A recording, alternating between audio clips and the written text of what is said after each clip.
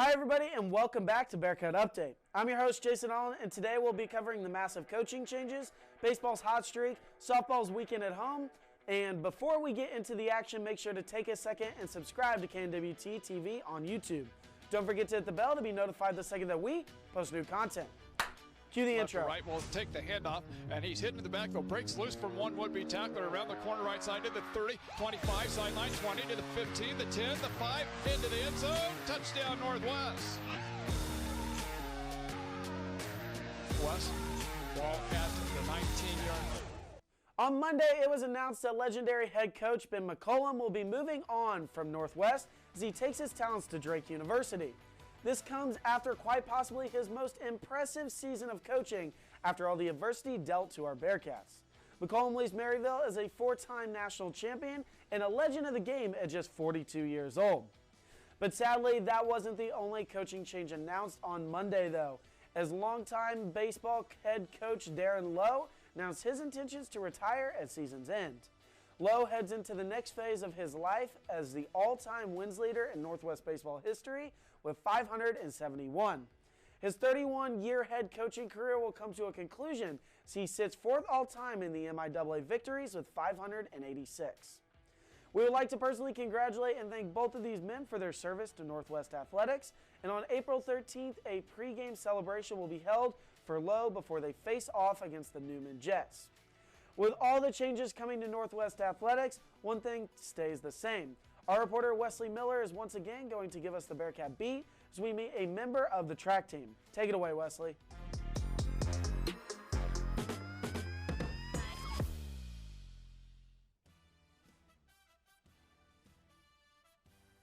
Hello, I'm Wesley Miller for Bearcat Update, and welcome to this week's edition of the Bearcat Beat. Some athletes struggle to perform in their respective sports. Some can compete at a high level but struggle in the classroom. But some are able to find the sweet spot, balance both worlds, and to perform at a high level in both areas. And for Northwest Track and Field, that's senior Blake Morgan. I've loved it here. I mean, this place has felt like home from the moment I stepped on campus for a visit, and it's not disappointed at all in the slightest being here. Blake Morgan made his mark athletically nearly from the moment he stepped foot in Maryville, taking home second in his first ever meet at the 2019 Mel Churchman Classic. We're in jumping, we go jump 2 or 3 times a week, most weeks, and I've done it for the last 5 years, and even longer than that if you count high school. So there have been ups and downs for sure. But we've kind of repped out the good parts of it. The Kirksville, Missouri native is an accomplished high jumper, winning 14 meets in his collegiate career. Morgan is also second in program history in indoor track and field with a leap of 7.5 feet at the Mel Churchman Classic just this past fall. It's awesome. It's great. I think one of the biggest things for me was the growth that I've seen. It's awesome. It's great. I think one of the biggest things for me was the growth that I've seen. When I got here as a freshman, I was jumping maybe 6'2", 6'3" on average. Now I start meets around 6'6", 6'7", which was my PR, my best in high school. So just seeing that growth and kind of that maturity and kind of the development of me throughout the last 5 years has been a lot of fun. However, Morgan recently also made his mark academically. The biomedical sciences major took home the Elite 90 award at the 2024 NCAA Division II Indoor National Championships March 8th. Morgan has a 4.0 GPA, and the honor is given to the highest cumulative grade point average participating at the final sites for each of the NCAA's championships. I didn't think I was eligible to win that award. I didn't even think I was in the running. And my team was able to kind of keep it a surprise from me as well. And so when I won it, it was really fun. It was really cool. It was something to be proud of. Now, Morgan and the rest of the Bearcats are looking toward the main stretch of their outdoor season, and he's looking to make the most of his senior year. That's all for this week's Bearcat Beat. For Bearcat Update, I'm Wesley Miller.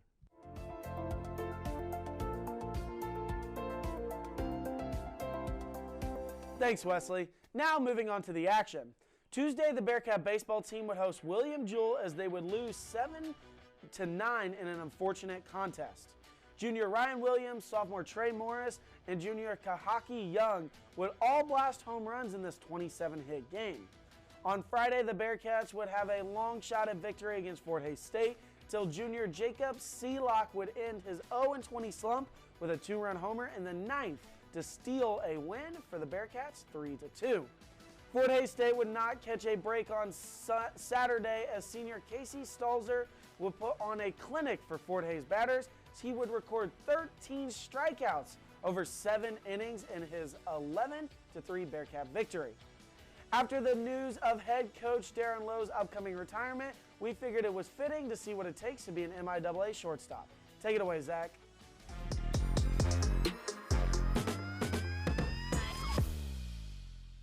Hello everyone, I'm Zac Scott and welcome back to Do You Have What It Takes? The show where we answer that spur-of-the-moment question when you look at the TV and say, yeah, I can do that.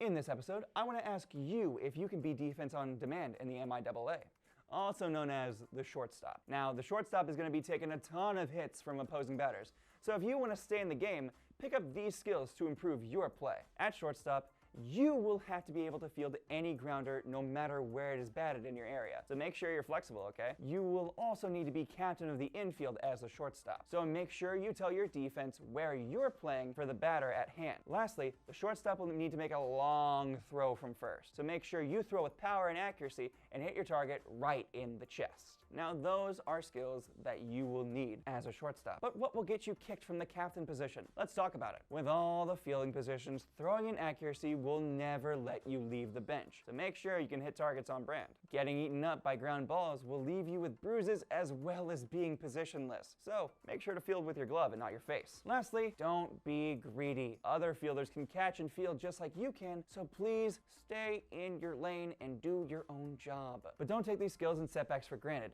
How about we take a look at this week's hypothetical and look at some crucial skills that shortstops will need for everyday play. Now for this, we will be looking at skills from Louisville versus Texas A&M and So Miss versus Ole Miss. Let's get into it. In this first play, So Miss shortstop Dustin Dickerson will show you throw control. In this play, it's the bottom of the 6th with no outs and the ball is put into play at the edge of the shortstop's cover. So as we see right here, the ball is put into play and then Dickerson will dive for it, and right here you can see that he is in no way at all needing to actually be able to throw the ball. But Dickerson will do this for throw control. Right here, you will see it, but not too well because it's a little blurry. Dickerson's right here. He is fully with his back to the first baseman. So what he will do here is he will get up and use turning around as a motion to open up his throw. And when he opens up his throw, he will take that split second to look at the first baseman to affirm his target. When he does that, he will throw as hard as he can to the first baseman off a bouncer and record the out. The first out of the inning, of course. Now, in the second clip, you see Louisville versus Texas A&M in the bottom of the 5th with a runner on first. Now, 2 outs. What are we going to do? What is Kaepernick going to do, who is the shortstop for Louisville? Now, what is going to happen is he is going to show you offhand control. The ball is going to be batted straight to Kaepernick, and the pitcher is going to miss it, and Kaepernick dives straight into the dirt. Now, he is, of course, with the ball and glove combined in his hand. Now, what will happen next is he will extend, and then he will need to use his offhand because he can't get up because the runner is so close to getting to second. What he will do instead is he will get up and use his knees to stable himself. And doing that, he will throw offhand and basically toss it straight to the second baseman as he uses his offhand, and he records the final out of the inning, sending them to the end of the 5th. Now, those are some outstanding shortstops. Do you think you can hang with them here in the MIAA? Comment down below and tell us here at Bearcat Update if you have what it takes. That's all the time we're going to have for today. However, I'll see you next time when we talk about what it takes to be an MIAA corner outfielder. Take it away, Jason.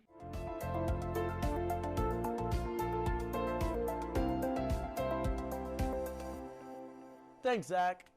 The softball team spent the week at home, and in the comfort of Maryville, they occurred a 2-2 record. The team matched up with 4th-ranked Rogers State, and after the first leg of the doubleheader was called early due to a wide margin, The Bearcats showed back up for the second leg and pushed the Hillcats to the final pitch. Despite falling in both games, the Bearcats wouldn't let it affect them as they took their frustration out on Northeastern State. In that doubleheader, it was clear which team was better as Northwest Mercy Rule defeated Northeastern State in back-to-back matches. Given the heavy topic of coaches, let's take a look at legendary Bearcat basketball coach as Tayden Hensley deep dives Wilbur Stalcup's numerous accomplishments. Take it away, Tayden.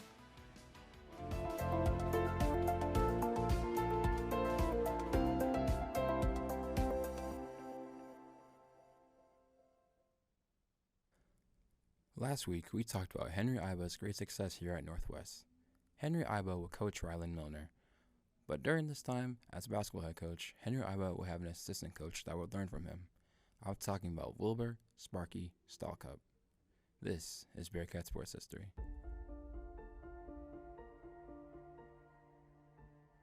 Wilbur Stalcup would graduate from Northwest in 1932, and during this time, he would play basketball all 4 years and would be a part of the championship winning teams.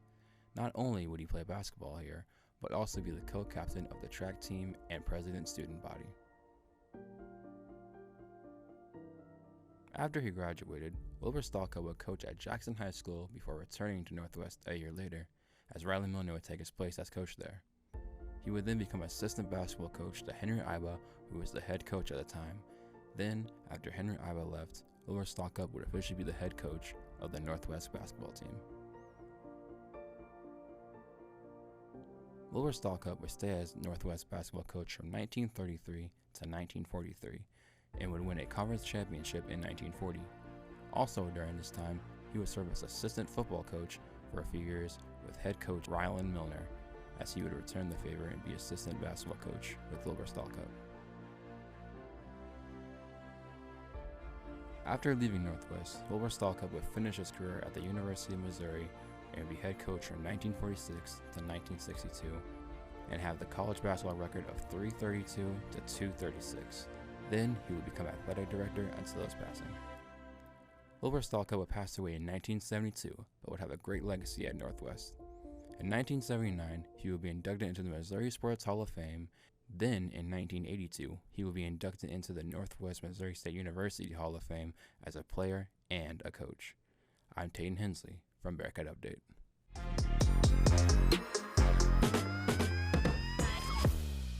Thanks, Tayden. We have great news from the women's tennis team as the national rankings have jumped from 27th to 17th in the nation. This is aided further by a slew of individual performers, including the newest MIAA Tennis Player of the Week and senior Sophia Paganthro. They sit at 16-2 after topping 9th-ranked Washburn. The men have struggled to gain momentum as they drop to 40th ranked in the nation, but there's plenty of hope with individual performances of Andrea Zamuri, who was ranked 40th in singles play. They are 11-5 after a close win against Emporia State. We're always glad to catch up with our Bearcats, but just like they're on a break, we will be joining them. We'll be right back to check up on Noah Cornelius and meet the cheer team once again. Stick around.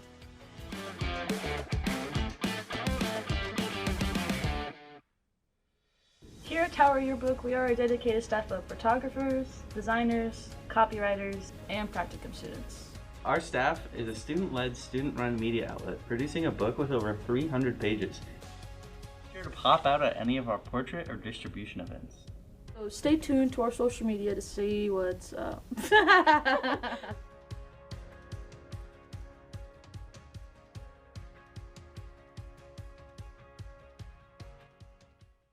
For years, it has been Channel 8 News, the station that has kept the Northwest and Maryville community informed. Although the image has changed, the mission has not. It all happens here, every Monday at 9 a.m. on KNWT TV. This is Northwest News.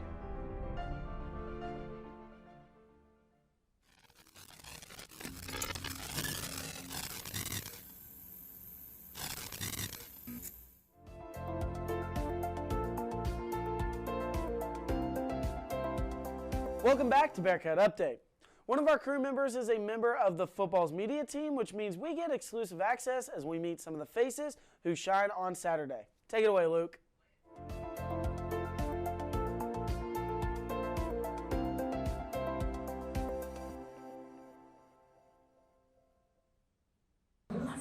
Trailer Park Boys. Keith Patowski. Bogies. That's your childhood? How old are you? 21. Oh my God. Red and Stimpy. Best one, Red and Stimpy. What do you mean you don't agree with me? SpongeBob. Full House. Beyblades. SpongeBob. Definitely. Phineas and Ferb. SpongeBob. SpongeBob, definitely number one. Undefeated. Want to see me run to that mountain and back? You want to see me do it again? Martin. Show Martin. And everybody hates Chris. Star Wars or Clone Wars? Scooby-Doo. SpongeBob. Oh, that's the most basic TV show? Yeah, the little ones in childhood? Dora. Mine's SpongeBob. I still watch that till this day. SpongeBob. Best show ever. You're like, nobody knows who we are. Why are you? SpongeBob. SpongeBob. Put the money in the bag! Put it in! SpongeBob. Dude, I don't even know how much I watched TV when I was a kid. Definitely Drake and Josh. Teamwork. Flapjack. Flapjack. I'm gonna go Amazing World of Gumball. My babysitter was a vampire. Probably Bernie Mac show or Martin. Wildcrafts. Living Maddie. Good Luck Charlie. Jerry Springer. My comments for Cletus in the back. Office. Kim Possible. Amazing World of Gumball.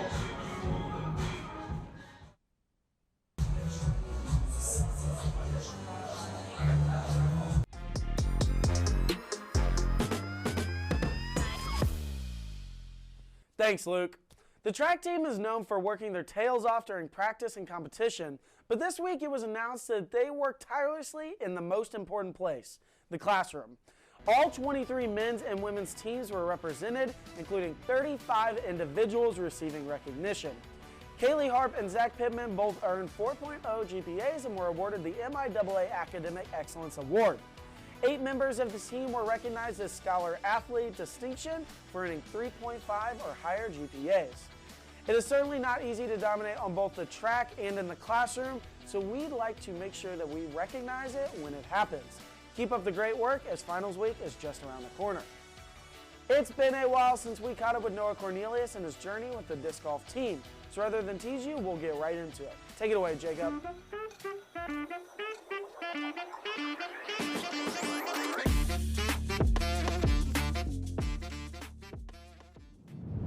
This week on Bogies to Birdies, we have 2 contestants here, and we're going to be working on putting. Laid out here is 5 stations, and at each 5 stations, you have to make 2 putts to move back.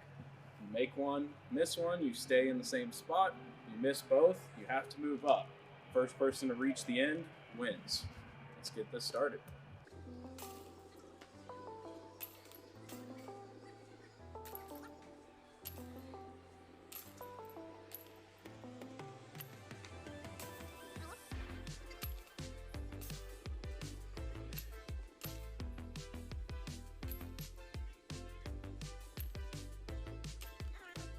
He's on the last station.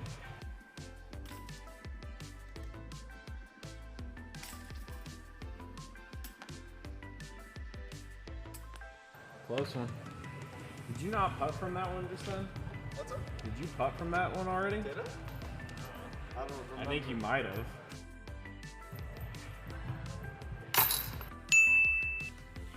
Stay at that one.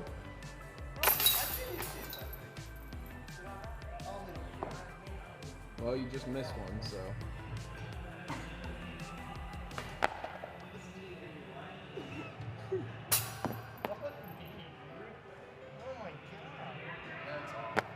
think I'll suck. Come back up. Let's go. What am I talking about?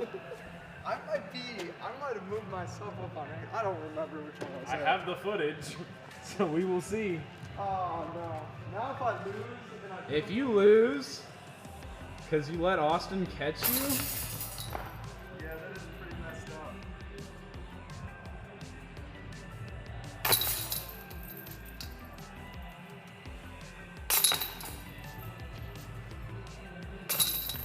oh, that was kind of a lucky make. That was.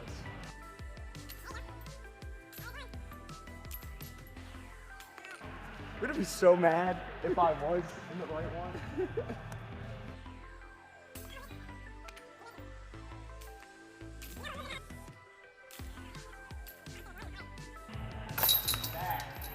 I'm back.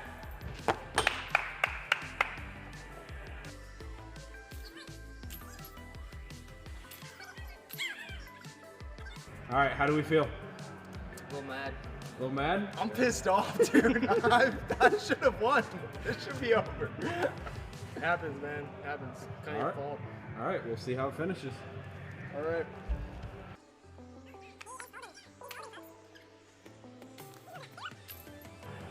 It's just sick. It's all CGI. None of it's real.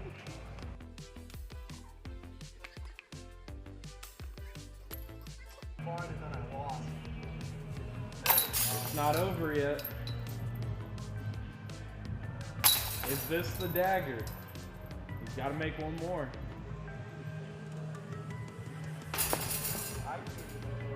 Is it? It is!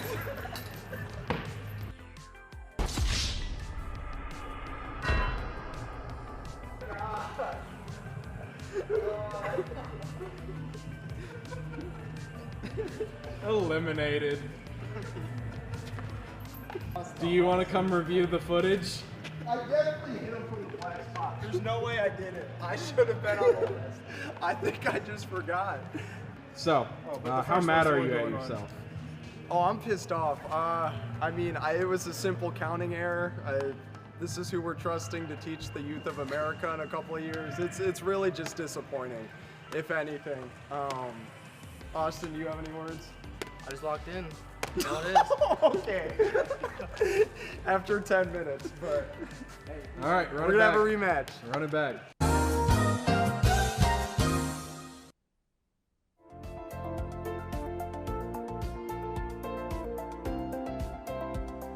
Thanks, Jacob. As previously said, this season on Bearcat Update, we have been granted unprecedented access to the cheer team. Our reporter, Jake Walker, happens to be on the team, meaning we get to meet his teammates one by one. Take it away, Jake.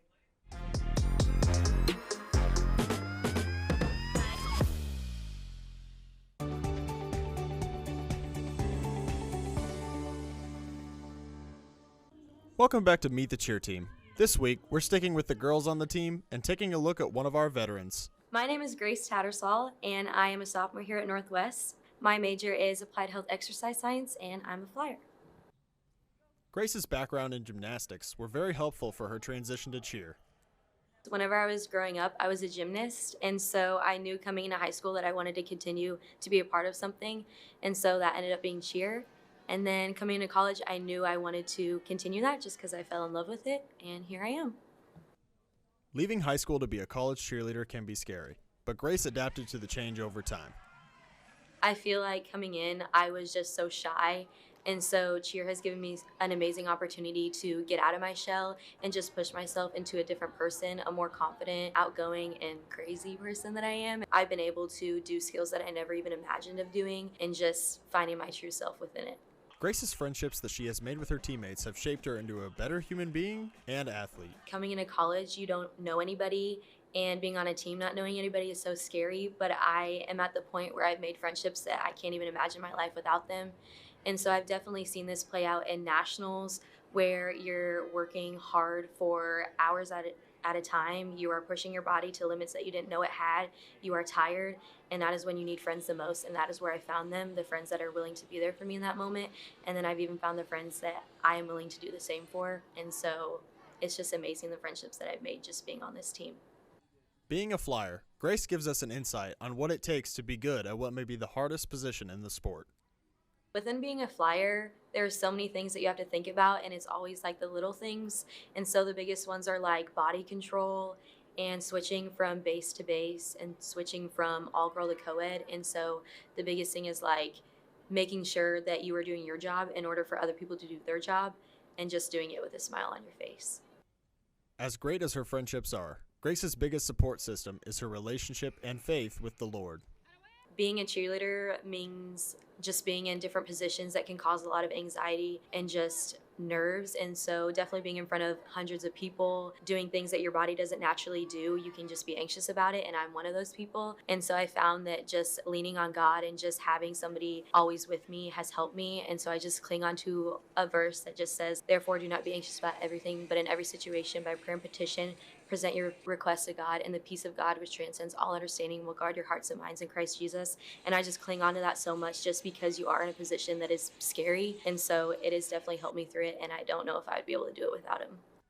That wraps up our time with Bearcat Cheer. We're going to swing this one back over to your host. Take it away, Wiley. I feel like I'm a singer. Wait. Can you hear that?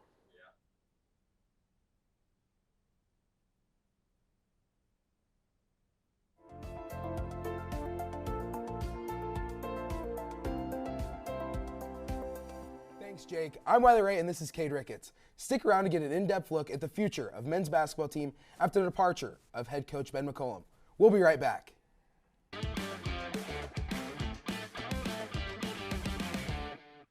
KZLX is a student-run radio station where Northwest students have complete freedom during their shifts. KZLX also hosts many radio shows such as Nermageddon, Revive, Day-to-Day Picks, and more. To learn more, visit kzlxfm.com. Hey guys, I have the new season of Gen 2. Yeah! Get over here, let's check it out! Oh, you always gotta blow these things out.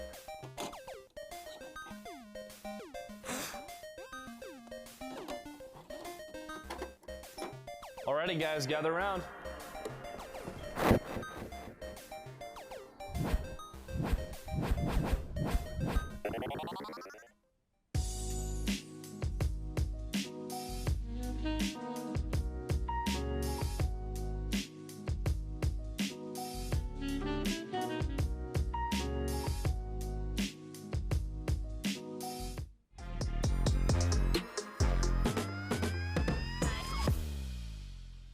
Welcome back to Bearcat Update with the X. I'm Wiley Ray, and with me as always is Cade Ricketts. Cade, how are you doing today? Doing pretty good, Wiley. Cade, it's WrestleMania weekend, and Bearcat fans aren't just acknowledging our tribal chief Roman Reigns, but they're also acknowledging the elephant in the room, which is Ben Mccollum taking the head coaching position at Drake University this week. We're going to throw it to Killian Beck, at who has a look at who may be next for Bearcat basketball. Take it away, Killian.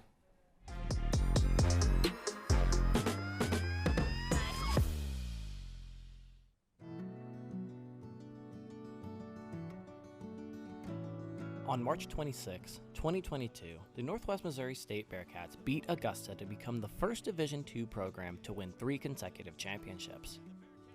All of this started March 30th, 2009, when the program hired former Bearcat Ben Mccollum as the 20th head coach in Northwest history. In those 5,481 days, the Bearcats became not only a dynasty, but the gold standard of Division II basketball. On Monday, April 1st, it was announced that Northwest head coach Ben Mccollum would be taking his talents to Drake University. After years of speculation, Mccollum capitalized on the incredible run of success Northwest has had under his leadership. In November of 2023, Mccollum spoke with Andy Katz about the prospect of potentially leaving Northwest at some point. Mccollum had this to say. Never go to that level. I think eventually, if it's the right opportunity, in the right area that allows you to win first place consistently, I think that's something I would definitely consider. Clearly, Mccollum believes he's found the right opportunity in Drake University. As far as winning goes, Mccollum will have a chance to immediately compete in March Madness, as Drake qualified just last year. Mccollum ends his 15-year tenure at Northwest as one of the most decorated coaches in NCAA history. With a staggering 394 and 91 career win-loss record, 4 national championships, 12 MIAA championships with the last 11 consecutively, he's also been named the NABC Division II National Coach of the Year a record 5 times. There is plenty of uncertainty as Northwest heads into the next phase of the program. Questions surround our Bearcats. First and foremost, who will replace McCollum? Will any of his assistants bolt to Drake with him? Could we see the transfer portal impact the Bearcats? One thing we can say for sure is that McCollum has more than earned this, and we are all happy for not only Ben McCollum, but his entire family as they traverse their next adventure. It's a bittersweet ending for Bearcat fans, so on behalf of the team at Bearcat Update, we would like to say thank you for the great memories. Good luck at Drake.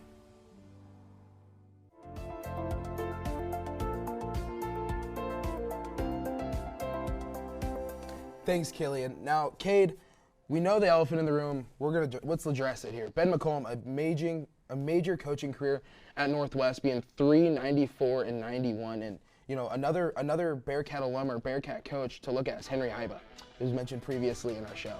Yeah, absolutely. I think Henry Iba is such a great comparison to what possibly Ben McCollum could be at the next level. I mean, Iba started out at Northwest going 89-8, a solid career here in just 3 seasons. Obviously, McCollum 394 wins, a little bit different, a lot more time here, Wiley. But, he's going to have success, I feel like, at Drake, and Iba had a lot of success at Oklahoma State. I mean, at Oklahoma State, he won over 650 games, which is just absolutely insane. 650 wins at Oklahoma State for Coach Iba, as well as winning 2 national championships. So just something that he was able to do that possibly McCollum can do. I know McCollum won obviously 4 national championships at the Division II level, so maybe he can get some at the Division I similar to what Henry Iba did.